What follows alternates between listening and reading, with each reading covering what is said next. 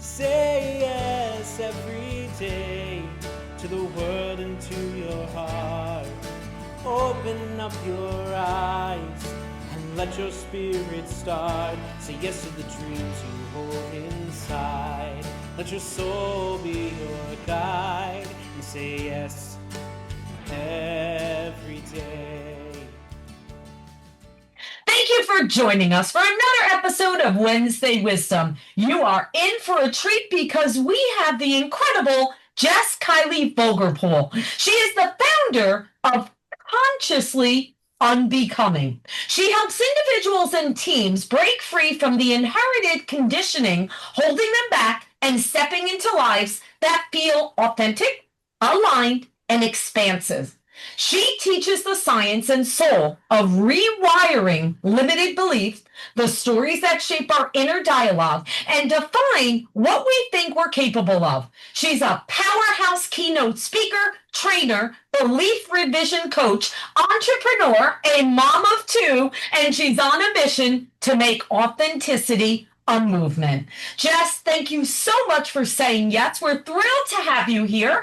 And we kick off Wednesday Wisdom with we go through life, we meet lots of people, we learn so many lessons, but some pieces of advice or lessons sit with us. And we'd love to hear what is something that has really positively affected your life that you would like to share with all of us. Ooh, I love that question. Well, thank you for having me here. I'm also getting over a little bit of a cold. So if you hear me doing anything weird, that's what it is. I wanted to start off too. I have my answer to this, but while you were speaking, what just hit me was the connection piece, right? Where we were just talking about this before we jumped on. Like I had met you many years ago, working under a different capacity, right? And you're just had this willingness to and this openness to connect with people, right? And I look at that in my own business and my own life, right? Where you don't necessarily know what a connection is for, whether it's for you, whether it's the other person. I also find like in my own business, Consciously Unbecoming started off as this podcast, right? And so I'm like, okay, podcast, this is my calling. And then it didn't feel like completely aligned. And then it was this and that and this and that. And I felt like for a long time, I was getting the milk, the sugar, the eggs, and all of these individual ingredients. And I'm like, what the heck is the recipe? And so this was just a full circle moment for me to where you never, when you are given the creative nudges to create and build something, do it.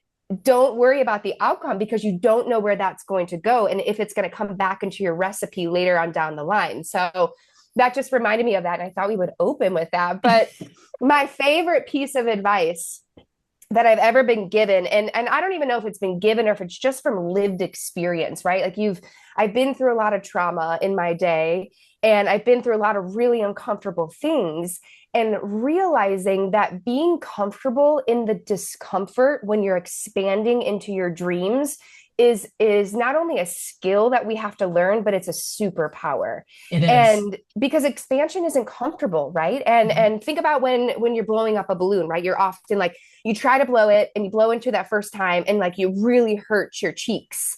And then you have to stretch it a little bit, right? And then it's getting a little bit easier. And then before you know it, you have this giant balloon and that balloon's probably going to a freaking party. And if you didn't stick with that discomfort and learning to expand with it, you wouldn't be going to a party, right? So what's interesting there is when we're walking in the direction of our dreams, our brain is constantly going to pull us back into our comfort zone because that's where it likes to live. It wants to keep us safe, and expansion is not comfortable at all. And I was just up on a stage here last week in LA speaking to this amazing group of people. And my brain literally was like, girl, you could just bolt right now, because I was feeling the nerves. But I knew that is just that resistance, is just that signal that I'm growing. My nervous system is saying, hey, this is a little uncomfortable right now. And my nervous system is stepping back and expanding with that. And I know that the best evidence that we can give our brain that expansion is a beautiful thing is just sticking with it. It's just staying in the discomfort. It's staying in the messy middle of it. And riding that wave and just keep showing up, because ultimately what you're doing is rewiring your brain. It's literally neuroplasticity. So I would say being comfortable in the discomfort, Yep. Learning how to do that is a crucial step in anyone's life. Agreed. Agreed. So yes, Jess and I met probably about 7 years ago. Boys, that time go quickly.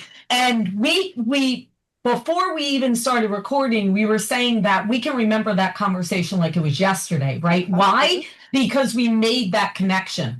And as far as the comfort zone, yeah, I've learned an awful lot about that comfort zone where I am more comfortable outside of the comfort zone than inside of it. And to your point, you only get there by by every time you achieve that mark, it's telling your brain, you see, that is okay. That is fine. You did well. Be proud of yourself. Pat yourself on the back, right? So to your point, the only way to get there is to keep telling your brain, look at that. That was fun. I got up on the stage. And I'll give you my trick of getting the comfort zone. So I always make it about the other people. So if you use the example of the stage, I have no problem getting up on any stage because it's never about me. It's always about the people I'm serving.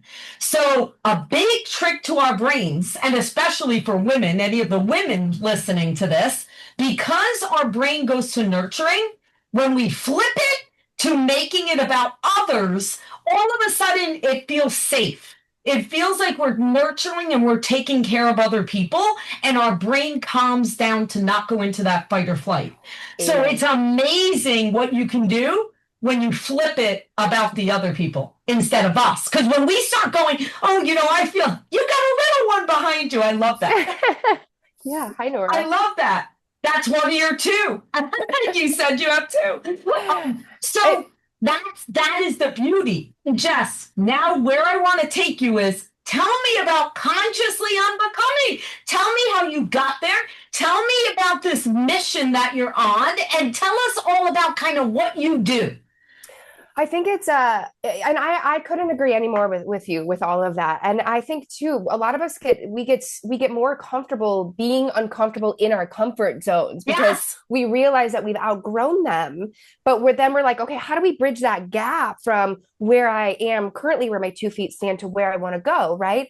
And so that's what consciously unbecoming is. And I realized that we're all showing up trying to be somebody and trying to become something, but we are layered with all of these beliefs and narratives about ourselves and what we think we're capable of. And that stems from societal expectations, demographics, how we were raised, trauma, like all of these things, right? Sure. Create this collective story about ourselves.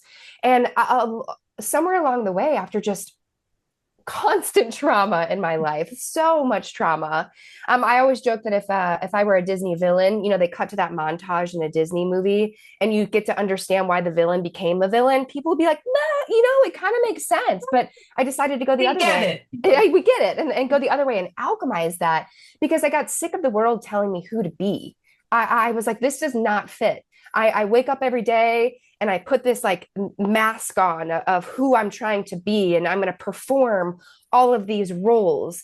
And that just didn't fit anymore. And so I decided I don't want the world to tell me who to be anymore. I want to figure out who I am. And because at the end of the day, when you understand who you are authentically at your core, that's the only work we should be embarking on. If that's the one thing, because that is the ultimate form of self-love. Truly. So consciously unbecoming was born after a lot of trauma and really my own lived experiences, but I have a background in psychology and neuroscience and quantum physics and just love all of this stuff.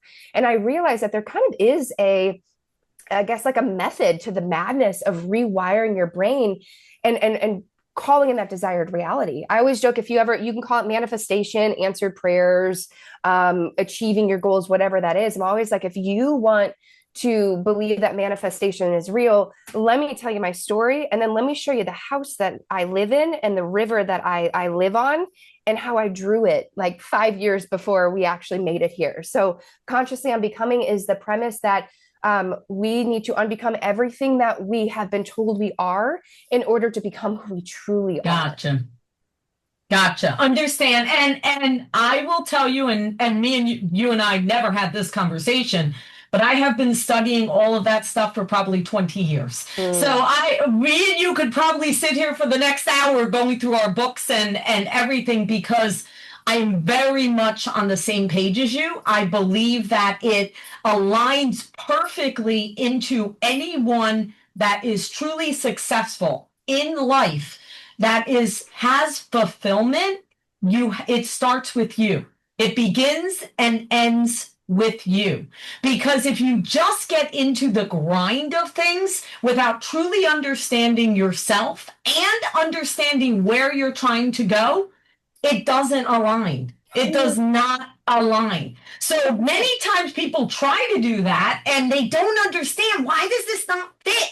Why is this not clicking? But it's very, very obvious when you look back that all they're doing is wearing the mask, like you said, right? They're putting on this mask. They're trying to conform into what society or culture or whatever else, corporations, corporate have told them to do. But that doesn't fit for them.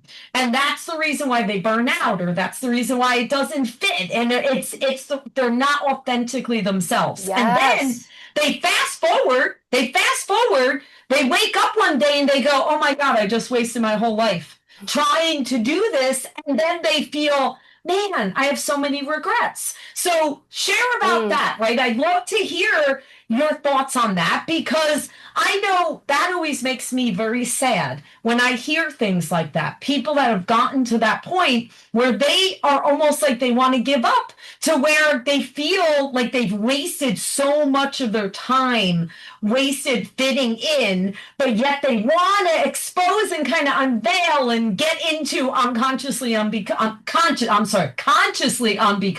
so that way they can truly be themselves. So what are your thoughts about that? I love that little slip on the consciously unbecoming, because I feel like we've all been unconsciously becoming for so long.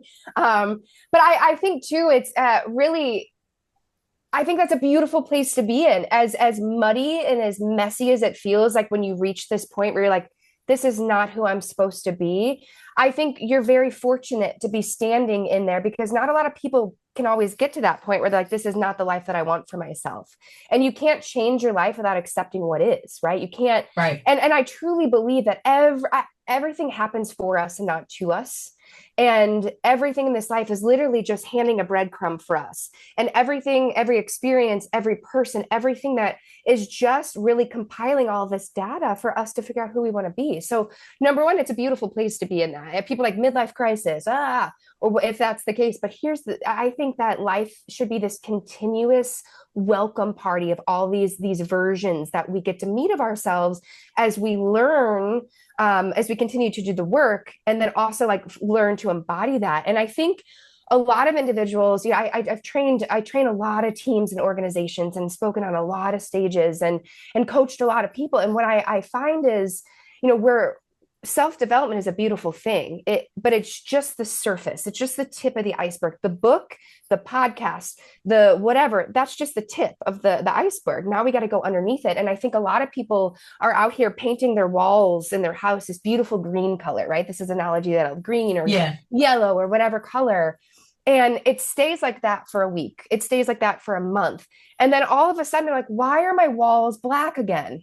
What the heck happened? Because a lot of times those stories that we have underneath there, they start to reassert themselves. They start to, so you can do all of the things, you can say all the mantras, and you can do all of these things and read the books. But if we're not getting to the core of where those stories are coming from, and then learning to find a new reality of what we do want, we're never going to get there. Because most people, it's not that they don't achieve their dreams or create these desired lives, is that they're so stuck in the loop of what they don't want, that it's all they can focus on, that they can't even begin to see outside the loop. And quantum physics and neuroscience tells us that every single day, it's 95% of our thoughts, behaviors, and actions are the same as the day before. Right. They're rooted in shame, pain, grief, suffering, lack, all of these things, and they make up our life. And then we wonder why we make the same choices and have the same thoughts and do the same things, and our reality is not shifting at all. Or we're trying to do something different, it's not changing. Well, it's because you haven't looked at that shadow, that black wall yet, and then find and really focus on what you actually do want. And everyone's like, oh, that's kind of woo woo. And, is that like, remember, I'm good enough, I'm smart enough, and doggone it, people like me. Yeah, there's a piece to that. We have to tell our brains. I was going to say, as you're saying that to yourself, right? Because you're the one that has to like yourself the most. The most. Yes. Oh, I love that. And yeah, so it's just, it's just a matter of like getting to that space of, you didn't waste your life. No. You were compiling data for the life that you do want. And every piece that's led up to where your 2 feet are today, even though you're uncomfortable where you stand, congratulations. You either are presented with a choice: stay in the comfort zone that's no longer comfortable for you, or choose the discomfort of the unknown reality that you want to create, and work as hard as you can to think thoughts like that ideal version, and to take action like that ideal version, and to do all of the things that ideal version of you has. And that's not to say if you want to be a millionaire, there's nothing wrong with that, but you can't, and you right now you have $6 in your bank account. You're like, well, how am I supposed to live like a millionaire? Well, you're going to focus on the abundance that's already existing in your life. You're going to, look outside and see the sun shining and realize that that's abundance, because when you do that you're then going to become a match for more abundance, and it's going to start slowly coming in. And as you're walking towards your dreams and you're shifting your reality from where you are to where you want to go, you're going to continue to do things that make you uncomfortable. You're going to let your nervous system catch up to that and be nice to yourself. And then you're going to keep going. And that's it. You just keep being uncomfortable or comfortable in that discomfort when you're walking towards your dreams, and it's going to happen. Yep. So for everyone listening, Jess just told you where to start, right? And the good news is it doesn't matter where you are at this moment. Right? There's no invitation needed. We have to wait until you're at this point to make this change, to change your thoughts, to look at, the example that Jess just gave about the sun. That is a good example, because that's something that all of us, regardless of where we are, regardless of what point we're at in our lives, regardless of what's going on, there is something that we can look at right at this very second and feel that abundance, right? It is there for all of us, regardless of where you are. And you don't have to wait until, like I said, the invitation doesn't have, consider this your invitation. Here it is. We're giving you the permission and the invitation right now. You're hearing it. You're hearing it. So this is the moment. This is the moment that you are stepping into the next version of yourself. And to what Jess said, that there's many versions of us, right? I mean, we're shedding all the time. We're shedding the past. We're shedding the trauma. We're moving on to the next version of us. Let us allow this to be the best version of us, the best one at this moment, right? 100%. I couldn't have said it better myself. And, I work with a lot of sales teams and sales organizations, and I was in sales for a very long time. Yeah. And what I love about salespeople is the fact that they have amazing goals. It's very rare that I meet somebody in the industry that, or just in general, in sales capacity, that doesn't have really amazing goals. The problem is they're just not putting themselves into enough sales conversations or scenarios, because there's all this junk that is there. Because I used to teach people here's the best way to navigate this objection, and here's this amazing script and all of these things, but none of it matters if the programming underneath itself continues to reassert. And, sales individuals are constantly, I want to be rich. I want a financial abundance. Beautiful goal. I love that for you. But what's the emotion connected to it? Is it, hey, I want to be so rich that I'm able to impact my community with that money? Or I'm going on, taking my significant other out on New Year's Eve, and I want to tip the bartender $1,500 because of them working on your focus on that, because that emotionality right there, that connected piece, that is the secret sauce. And so realizing that the abundance is around us all at any given moment, that you are literally just one thought away from shifting your reality. And then after that thought happens, you're just another thought away. And before you know it, you're in your desired reality. Exactly. you just gotta be uncomfortable being in the messy middle. Exactly. And we're always in the messy middle. I know. There's never a time we're not. All right. So, Jess, this has been incredible. Thank you so much. 2 things left, which we will end with how people can learn more about you. But we always wrap up Wednesday Wisdom with, I believe, and you do too, because this is the conversation we're having, that when we say something out into the world, it's kind of planting seeds for our futures. So I like to end with the impossible dreams of whatever that might be. And so if I was to take my magic wand out and say to you, you can have one thing with unlimited knowledge, unlimited resources, what would the one thing be that you would do? I thought about this for a little bit, and I was like, I could give like a really cute answer and be like, I just want pure presence, which that is true. Okay. But for me, my big goal is I want to have I train so many teams and organizations, and I live in Vermont, and it's beautiful out here, right? Yeah.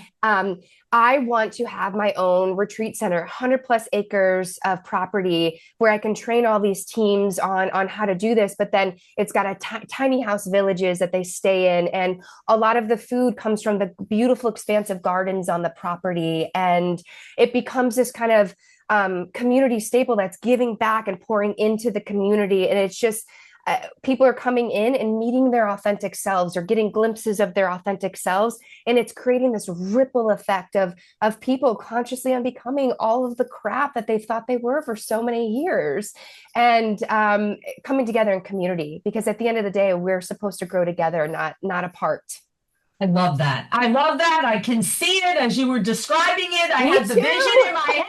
I see it, right? That is happening. The seeds are like percolating under there. It is. Thank you. Thank you. All right, Jess, you are amazing. I'm so happy that you joined us. How can people learn more about you and connect with you? I love this question. So I have a really awesome, it's a free community. It's called the Hype Club. And what it is we're hyping each other up in pursuit of our dreams. On those days where it feels impossible to wake up and showering seems really darn difficult, we're hyping each other up, but I'm teaching how to rewire limiting beliefs in there as well. And it's completely free, right? And so check me out on Instagram at Jess Vogues. I'm sure there'll be a link and all of that, but find me on Instagram. I love talking about this stuff. So shoot me a message, and you can find Hype Club out there on Instagram as well. Awesome. Well, thank you so much. And everyone, make sure that you follow Jess. Make sure you pay attention to everything that she's sharing, because guys, life gets challenging, and the way that we get through it and live our best selves is when we do it in community and together. Thank you so much, everyone. Take care. Thank you.